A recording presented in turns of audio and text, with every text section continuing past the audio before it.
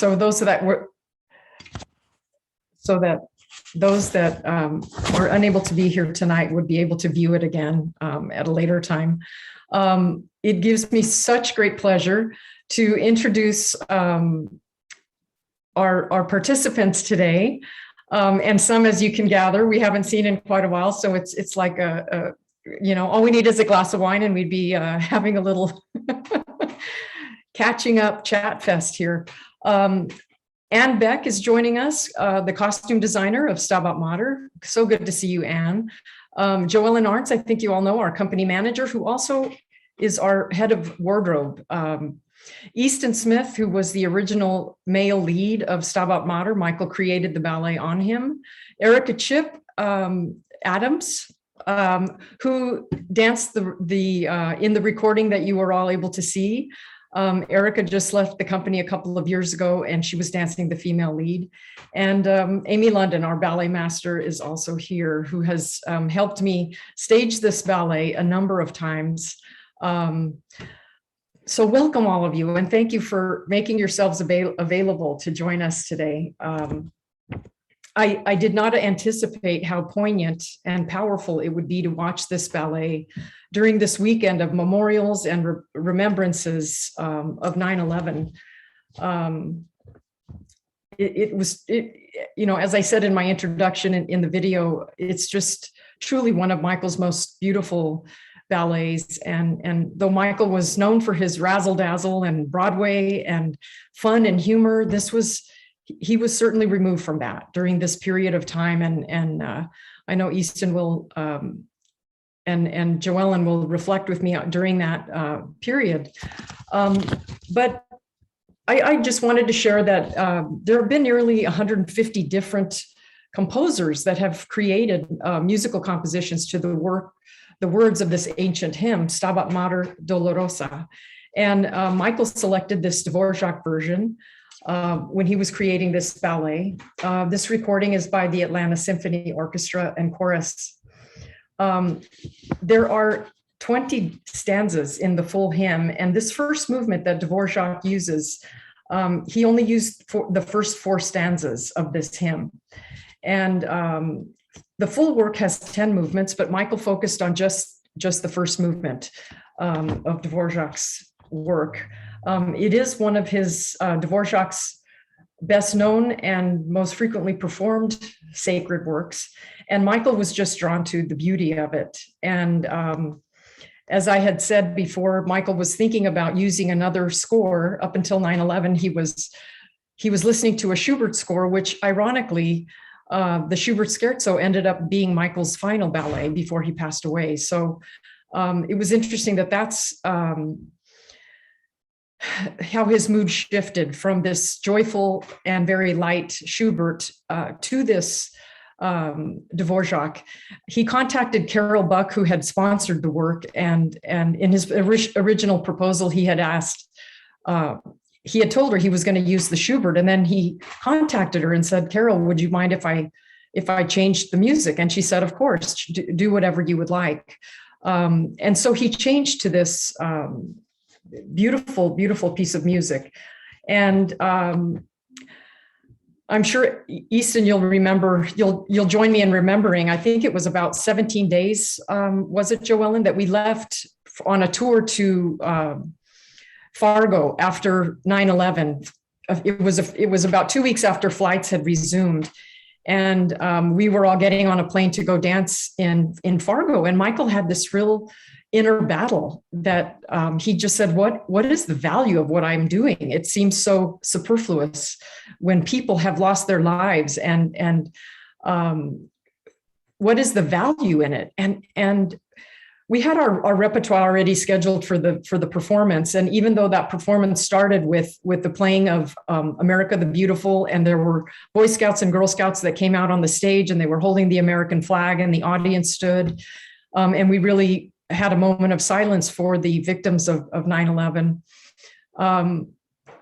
We went into our performance, and after the performance, and in classic fashion, we finished that performance with one of Michael's popular ballets, like I think it might have been the Beatles or something. And we went into the parking lot after the performance, and even though everyone had practically been crying during the America the Beautiful, at the end of the ballet, they were coming out to their cars and singing and dancing. And Michael said, there is the power of the arts to lift us up when we most need it. And I know that we found that during the pandemic. People, all of us, were turning to the arts as we reflected on many of our Zoom calls last year with our audience, that we turned to look at a virtual gallery tour in a museum, or to listen to an opera, to watch a ballet performance, or a movie, or something, that we turned to the arts. And we made time for that in a way that I hope people will continue to do during this return to theater. So we're very excited about that.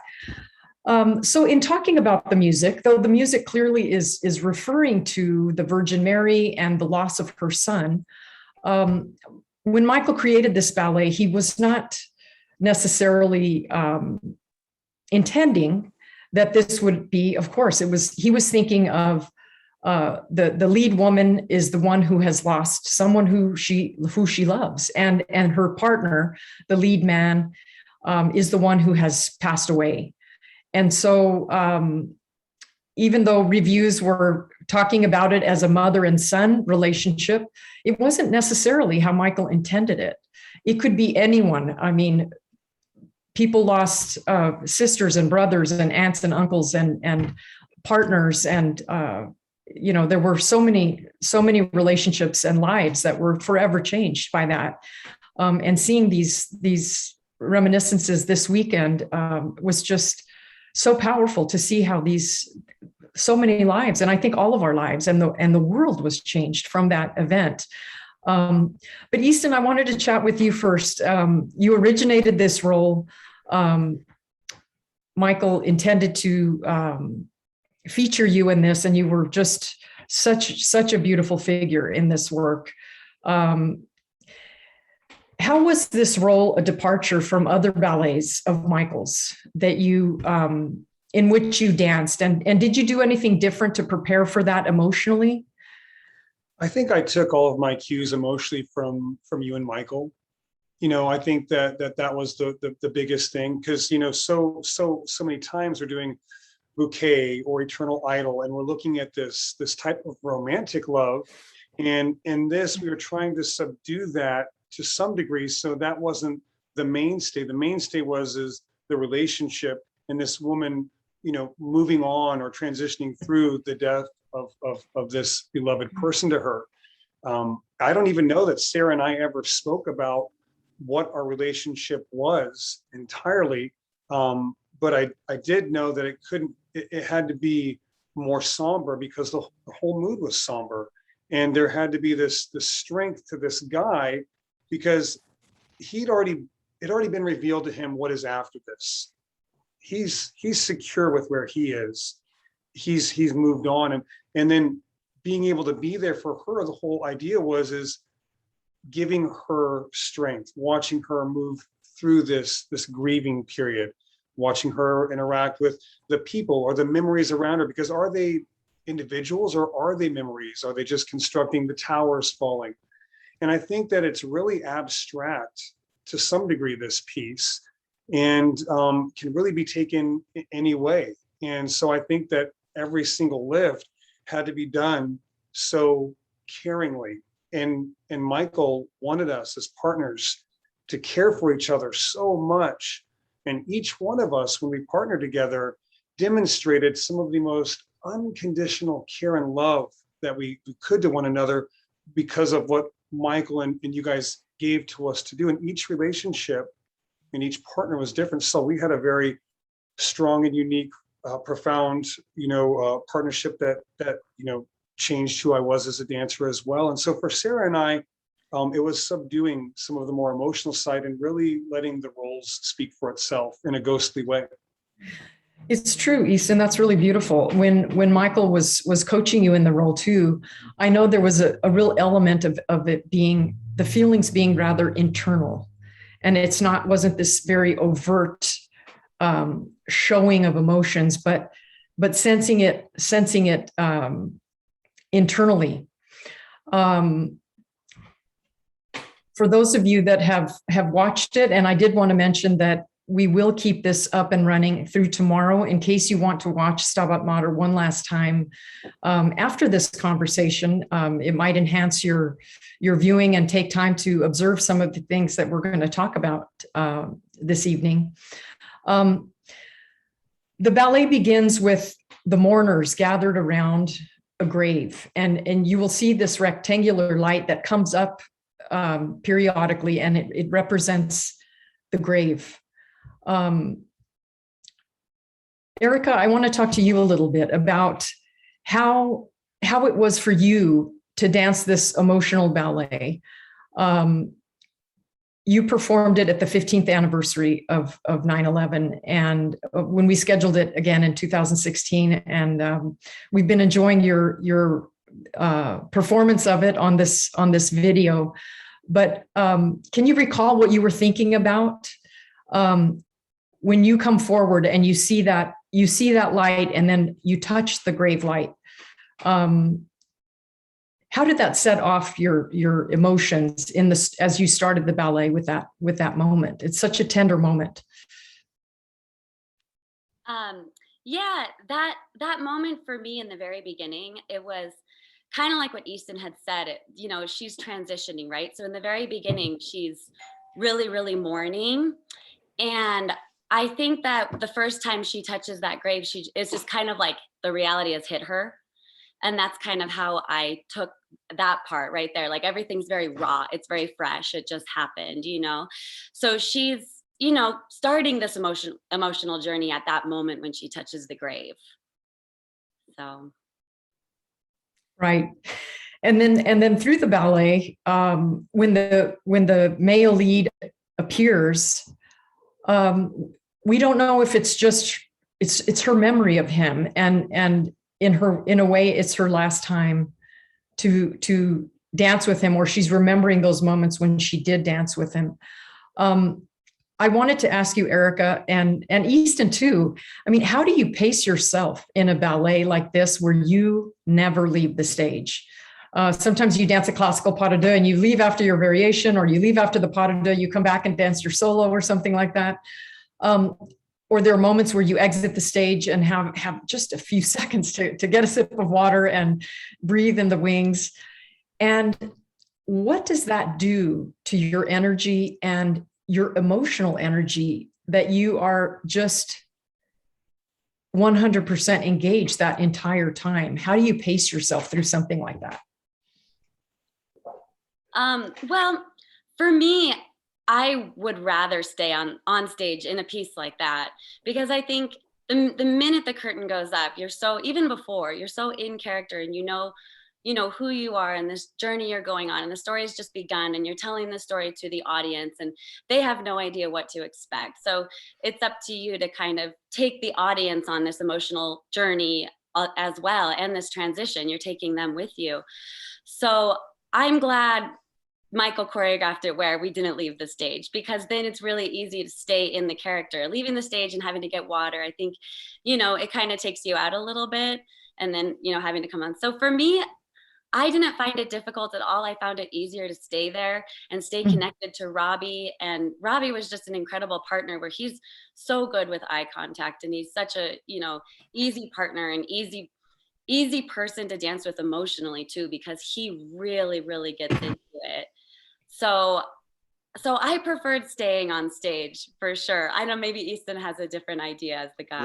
No, it's a full scene in and of itself, and the characters stay in the whole time, and it was pedal to the metal the whole way, emotions, physicality, everything, and we rehearsed it. I mean, look, this company rehearses like none other. We are conditioned to be able to do this over and over and over again. I would take the track to the gym with me.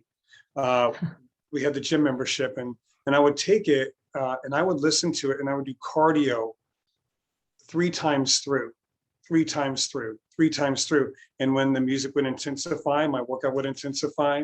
And to be honest, that's, when I was injured and I came back, I used that as my driving force. And so the score meant so much to me. And then when you add that emotional element, that's when the strength of your partner comes through to pull you through the whole piece. And Sarah, and Galina also,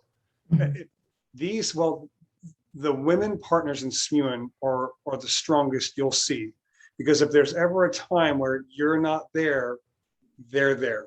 It's unbelievable. And it's because Micheal was so big on that relationship, so big on the partnering. So I think it's pedal to the metal the whole way with this ballet. And at the end, it's just the most satisfying thing. Yeah, even as the guy walks off and you're sitting there trying to see through as much as you can before you have to, you're trying to be in it, because you don't get to start there and you don't get to end there, but you are there in the beginning and the end, even when you're not being seen, because the music's pulling you on stage and then it's pushing you out of her life. Well, her material life. Right. Beautiful, Easton. Thank you for sharing that. It does seem that in a work like this, the spell is never broken because you are in this special world. One of my favorite aspects of this ballet is that it shows such significance in community. I was actually missing a rehearsal one day. Easton, I don't know if you remember this, but I missed a rehearsal one day to go attend a friend's father's funeral. And I came back and Micheal had just finished creating this one section.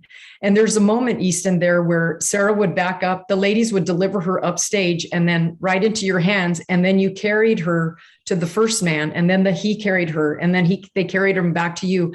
But it was almost saying, here, take care of her. I'm gone, but I trust you, and I know you will love her and support her as I have.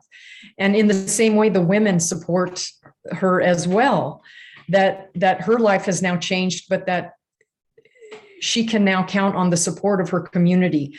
Those moments were so poignant to me, because we will all experience that in our lives. We'll experience loss of some sort and change, and we have to look for the community in our lives. And I know we discovered that individually through the pandemic. I found myself reaching out to friends of mine that live alone, and even my children who live separately, live alone. And it was really difficult for them to have that isolation. So it was a loss of another sort. And so to find a new community, whether it was through Zoom or through FaceTime or through a socially distant walk in a park, we had to find solutions. But I just love the aspect of the importance of community throughout this work. And Amy, do you want to talk a little bit about how the women, when we would teach this ballet, the many times that we've done that, and kind of those aspects of the way, especially the way the women come around the female lead. There's so many beautiful passages where Michael's choreography so supported the music, and it was like the petals of a flower just embracing this lead woman, and it was just beautiful. But as we taught this ballet, can you think of any of those moments that you shared with the dancers? I'm a big believer in the power of the group, and that you're more than the sum of your parts. And so I think this ballet is the perfect example of that the sense of community, and it wasn't about hitting your mark or hitting the high leg or the multiple turns. It was about the emotion and the care that you took with the people around you. And so I think it's a nice ballet to perform because it's very personal with the people you're sharing the stage with. And so the women have some beautiful daisy chain kind of movements, and like you're saying, a petal or a bouquet, but taking care of each other and being with the people who you're on stage with. It's not a ballet performed to the balcony. It's a where the people are having a view into this world, into this moment in time. So it's very much about the people you're on stage with. And I think that can be really powerful because we spend so much time with each other. And when you have beautiful music, a concept that you're all emotionally invested in, and then you have this choreography, which gives you the opportunity to take care of each other. I think it's pretty easy to find that ensemble feeling and that ensemble work, but it is a very special ballet in that way, in the way that the community and the supporting dancers on stage, it's not about any one person, and it's about the community caring for one another. Exactly. I remember when Michael was starting the ballet, and oftentimes when Michael would start a ballet, his first day, he was the most nervous. Even as experienced a choreographer as he was, he would get so nervous on the first day, and he would say, I just have to crack the ice.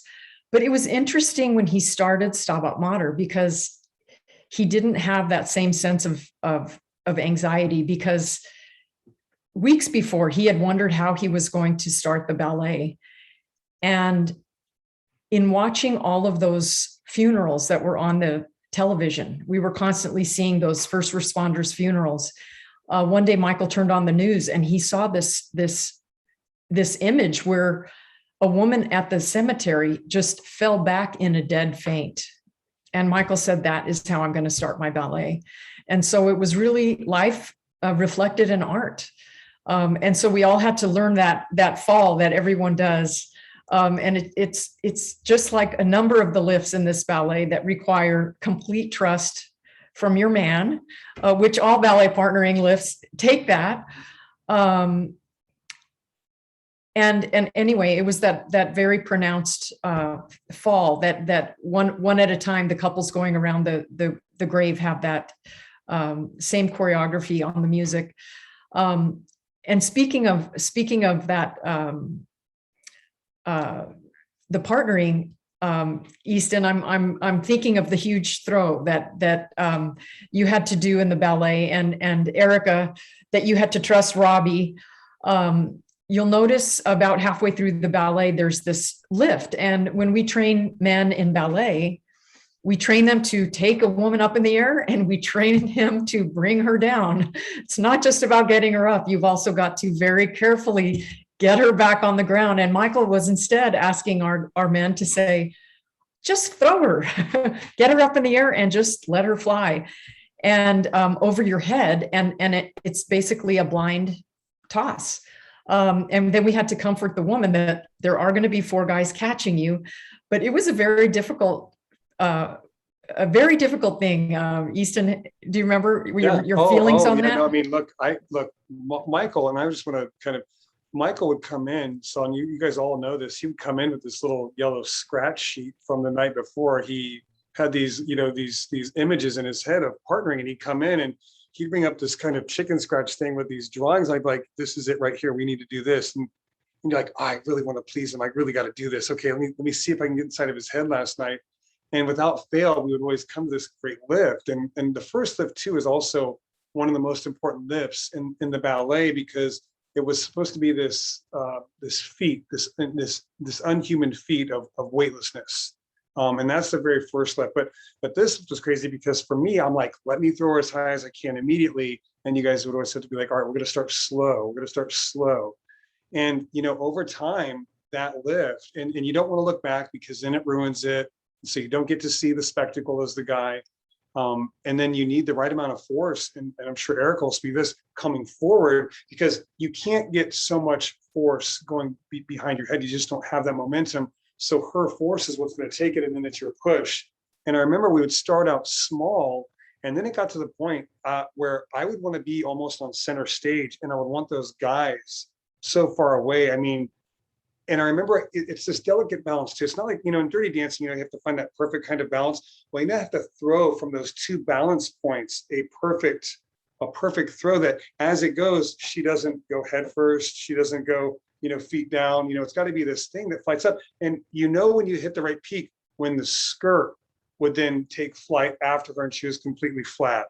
And you would feel it too. You could feel those really good ones. And so it was always so much fun. And those guys, I mean, every single time it's like taking your most precious possession that you're supposed to take care of on stage, and then just like whisking her back behind your head. And you're like, I hope, but without doubt, every single time. One of the greatest feelings on stage of any performance is that type of freedom to throw somebody, especially like Sarah or Galena, so strong, into these capable hands in this spectacle. Exactly. Erica, what were your thoughts on that particularly? Well, I'm fearless, so I loved it. I had no fear. I was like, yeah, Robbie, throw me. But Robbie was freaking out. Remember, Amy? Exactly. It's very hard for the men. Yeah, he did not like the fact that he was throwing me over his head. And like Easton said, he couldn't look back and see if I was okay. And I was just like, just get down and throw me. I'm fine. These guys are gonna catch me. They're reliable. I'm fine. And so, but we got better over time, but I was just like, throw me higher. So I also just felt like, because it was such a like pivotal moment in the ballet, in my mind, it was the moment where she really just tries to like grab a hold of him. And, it's kind of like, in movies where you see like the ghost in somebody just kind of like passes right through and you realize, okay, they're not real. They are a ghost. They're not here anymore. So to me, it was always kind of like that. Like I was trying to get to him, but it's passed right through. And so it was a really pivotal moment of the ballet. So I felt like the bigger we could make it, the better. And yes, with the beautiful material of the dresses, when it would just float down, right, you look like this little like beautiful ship. So I loved it. I was never. Well, that's a beautiful segue, Erica. Thank you for that, because I want to talk next to Anne and her just stunning costumes for this ballet. I know you had a history, and some of the ballet costumes you created for Michael's ballets, like Sapphire Rain, were more reminiscent of some of those amazing ice skating costumes that you made for some of the biggest stars in the ice skating world. And to see these, you always have the perfect fit for your costumes, which the dancers always appreciated. But as far as what the audience took in, can you tell us a little bit about the significance of the colors, how you came to that, and some of the details in the costumes? Yeah. Well, the colors, color for me has always been one of the most important parts of what I design. And in this particular ballet, I guess the colors really, I wanted them to be like stained glass type colors. And you started at the beginning by talking about the text of Stabat Mater and the suffering of Mary, the Virgin Mary. And I, of course, had read, I looked up the translation for the text when I started working on the designs, and Michael and I talked a lot about what he wanted, about what the significance of the ballet was to him, about just, the whole process and sort of what we wanted it to look like. And I think, I don't remember him, I don't think we wanted it to be really religious, although there is that significance. Mm-hmm. But I did want it to have a sacred feeling because of 9/11 and what it's memorializing. And so the costumes in certain ways, like pay tribute to a church with the stained glass. But in other ways, at least in my mind, and maybe not everybody can really recognize this as they look at them, I also wanted, in a very, very stylized way, to have something reminiscent of the ruins and the disaster of the whole event. And so, for instance, the black velvet lines, which are embroidered on top of the costume, to sort of depict, like, the lines or the lead in a stained glass, they end in jagged edges as they go into the skirt. They're also small little, it's actually, I think they're silver. We did it's like a stretch glue that then we did like a silver leaf over top of to make it look like shards of glass, which you don't need to know that, though, to enjoy the ballet or enjoy the costumes. But I wanted it to still be beautiful, because another thing that you said at the beginning is that how art heals and how people turn to beauty and have a need for that in their grief and sorrow. And so I wanted it to be beautiful, I obviously wanted it to move. There are a lot, just so the skirts are a very lightweight silk georgette that move beautifully. Michael's choreography in this ballet is just so beautiful and so heartbreaking.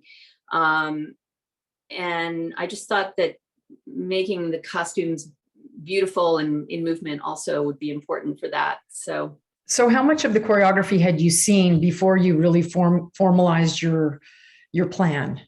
I never can see the whole ballet before I have to start Right. doing the designs, because it just then is way too late. So Michael gave me the music right away, and that's where I always start from talking to the choreographer and then from listening to the music. So I listen to the music over and over and over again. I often just close my eyes, listen to the music with headphones on, and just try to let my mind sort of free associate. So I begin to think of colors, just sort of ideas, things that the music inspires me to see.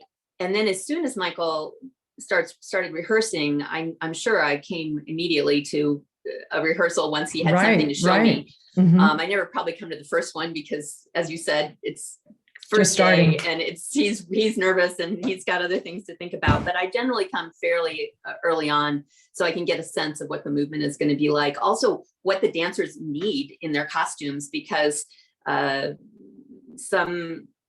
you can't do certain things for certain choreography. You don't want things to get in the way. You don't want it to inhibit the dancers. I wanted always for the dancers to never have to worry at all about their costumes. Just they should fit. They're never going to come off. They're not going to tear. No like technical difficulties or accidental exposure of any kind. So anyway. That's true. We always have that comfort. We appreciate that, Anne. Can you tell us a little bit about, and you're absolutely right, Michael was not thinking of this in the religious sense of the Virgin Mary, because, in most iconography and paintings, oftentimes the Blessed Mother is in blue, and you very dramatically put the lead woman in this beautiful red color. Was there a reason for that in particular, or was it just because she would be more featured? I sort of thought of the whole color palette, and then the red was so central that it couldn't be like a side or secondary color. So I wanted also to really highlight her. And I know Michael and I had talked about the Easton's character, the central male figure, is a memory or has passed away. And so I decided to take that completely out of color, which is why he's in gray and black and silver. And so I guess I thought the red, those two together would look good, but I really wanted her to be so featured because I think the central couple is so prominent. So I guess you sort of sent me that question earlier, and I was like, oh God, did I have a real reason? It certainly looks stunning. It's thank you. The colors together. I mean, Michael was even thinking of I'm forgetting, was it St. John's or the church that was near Ground Zero that was also decimated, and that shards of glass were found among the rubble.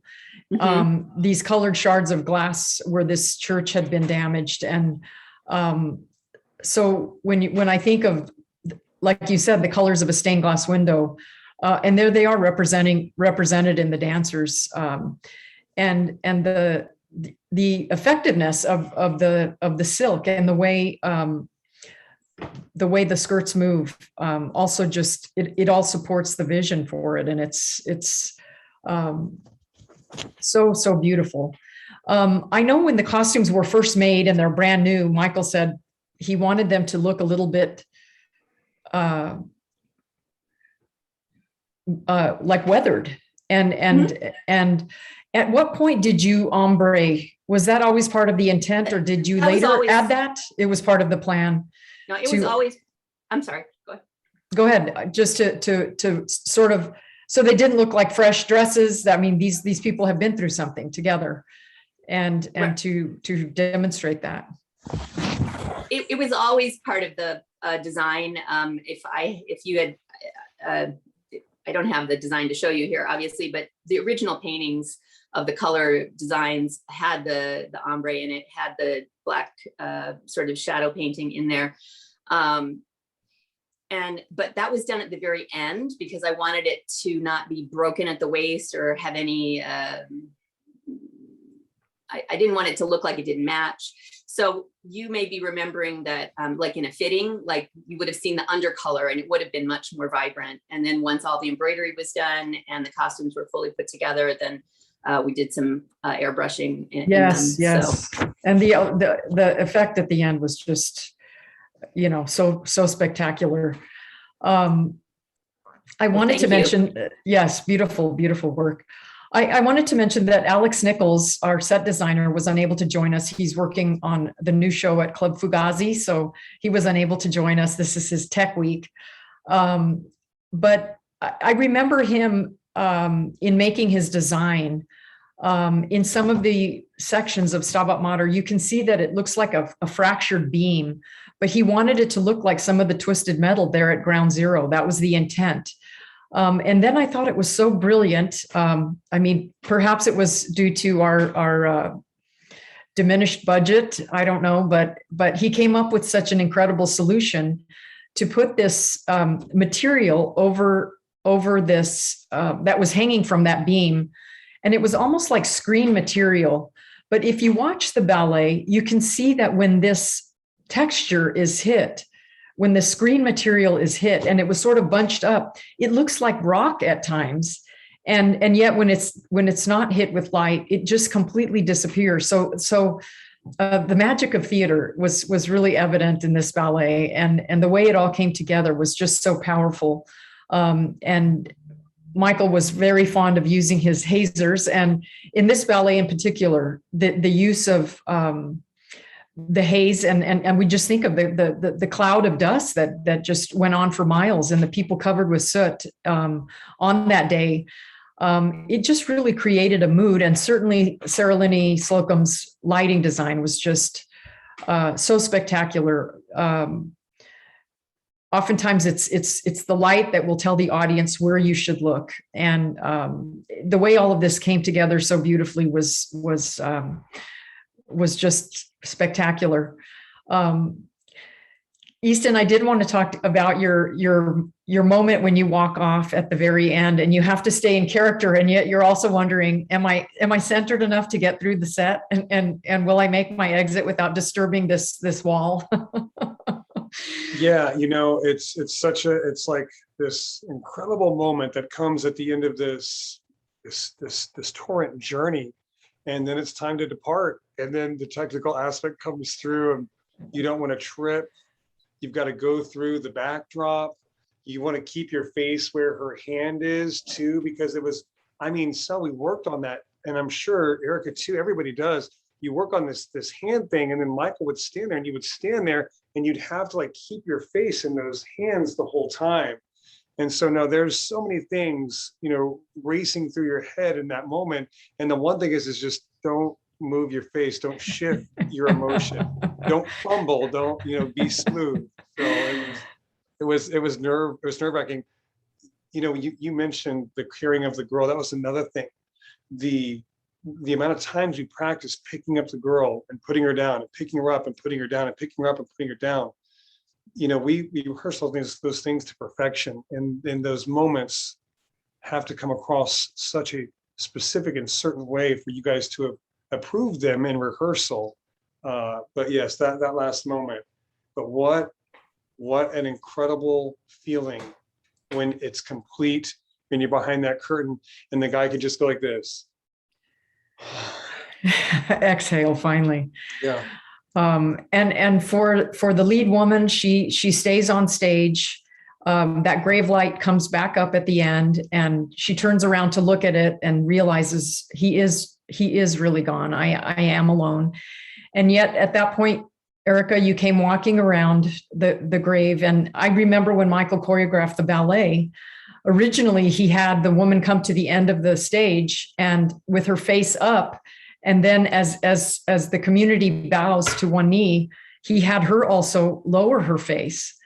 And when I saw that, I said, Michael, this ballet ends in a major chord. Dvorak ends this piece in a major chord. It's not a minor chord. Minor chord would say sadness, but that major chord is really giving a reason for hope. And he thought about it. And so then he changed his mind, and he had her begin with her head down and slowly raise her face up to the sky, and with hope that we have to somehow find a way to continue.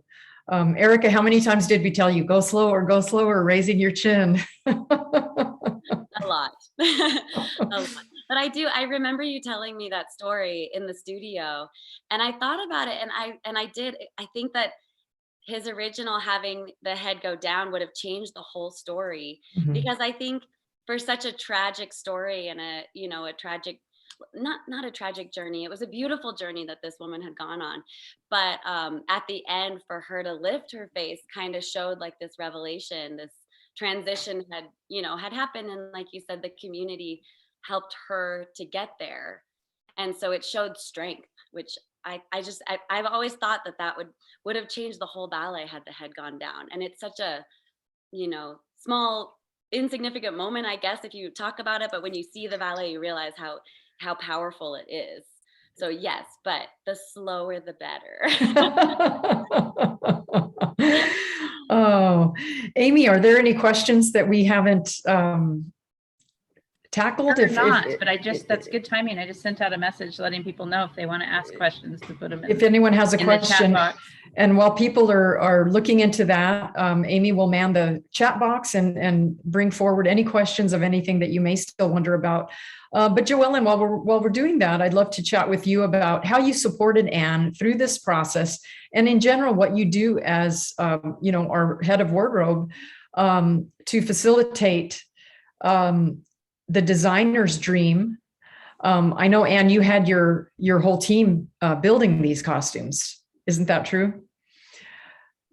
Yes. Yeah. So, and Joellen, may I just say, is wonderful.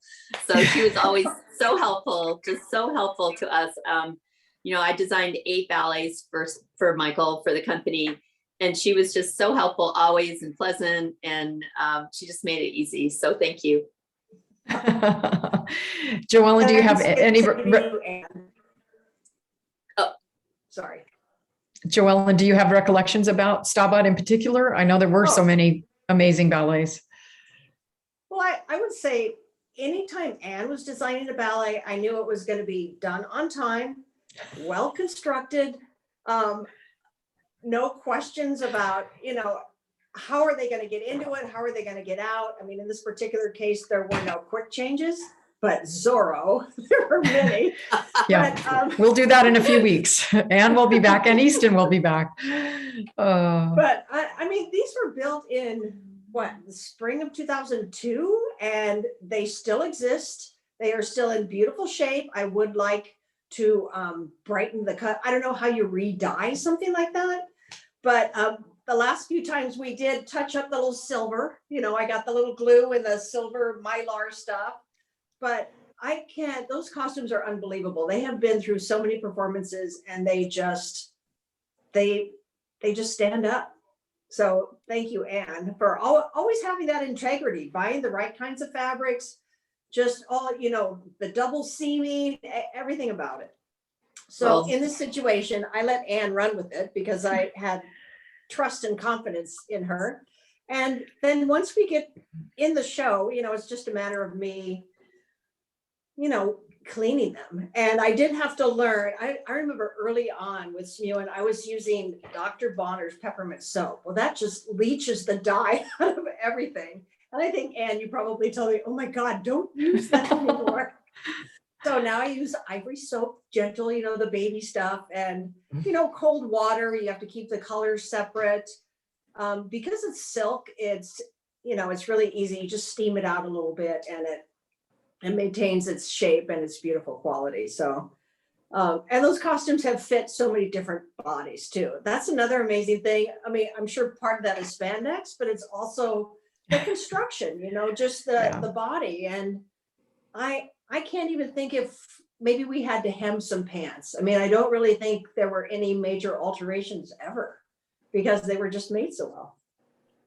Oh, thank you very much. I would That's a second perfect that, by the way. segue to a dancing- question. Oh, hold on. I was gonna Easton say- was going to say one thing. Dancing in Anne Beck's costume is always so freeing. We have so much difficult partnering in this company, stuff that you will not see anywhere else. Handholds and pushes and pulls, and you never had to worry about the costumes. And they wouldn't shred. They, even if it looks distressed, or it's so effective. And you always looked amazing, and you made us look so good. The cuts, the fit, everything about it. It was like wearing breath. It was amazing.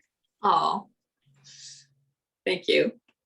It was easy though with you, Easton. Easy. I'd like to see you try now. Amy, any questions in the chat box? Yeah, well, we have a question from Rich saying that noticing that having the men wearing black pants gave the illusion that the women were floating, and wondering if that was an intentional choice, or if that's something that you and Micheal discussed. It was not an intentional choice to make them look like they were floating. I think just in keeping with the whole sort of theme of the costumes, that I chose the black just to sort of complement the colors and really make the colors pop. But I'm glad that it ended up being like that. And I think also that has a lot to do with Alex's set. And it's just, I wish he could be here, because he just made a brilliant set, and it's so beautiful. And Sarah Linney's lighting also. But really having that set behind the dancers that did it, depending on how it was lit, come and go and become like a living thing almost.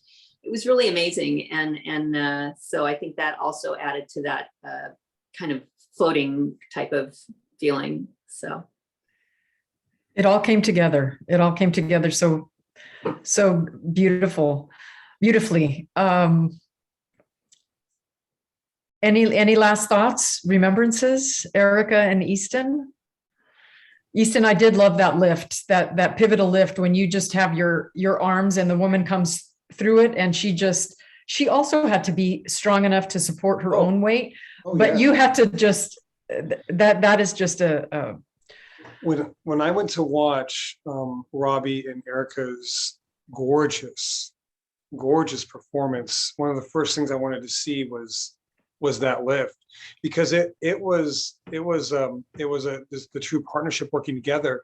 And I said to him, if she puts her hands on his shoulders, they're totally cheating. I said, it's a total cheat. It's a cop out. We wouldn't let him do that. And as soon as he went to the side, I saw her hand like right on his elbows. I was like, yes, that's the exact way we did it. I mean, when Micheal first said it, I said, there's no way.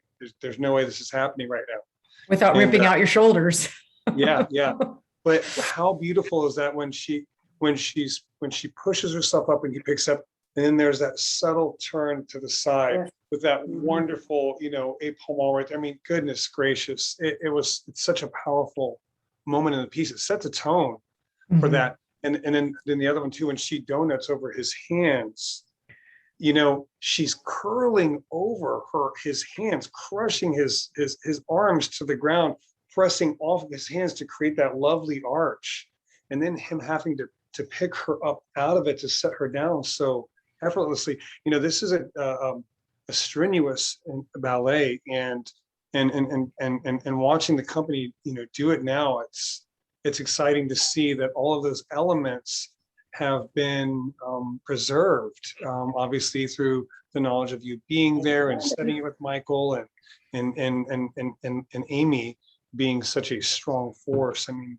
I was thinking about this, and Micheal was one of the greatest storytellers, and we got to be in there and listen to his stories, humorous or just choreographically, every single day, and he would just ooze creation. Everything was new, and that flame is not put out as long as you're fanning the ashes, which you guys are doing so incredibly, and I thank you for that. Oh, thank you, Easton. Well, it was it was the right decision when the year for the season after Michael passed away. I changed the repertoire and we danced this the fall after Michael passed away in 2007. And truly, there was always a delay for the curtain to come back up afterwards, because we danced it in memory of Michael, and the dancers would collapse in tears after dancing this ballet. And we just had to take a minute to let everyone pull themselves together and then open the curtain to bow. But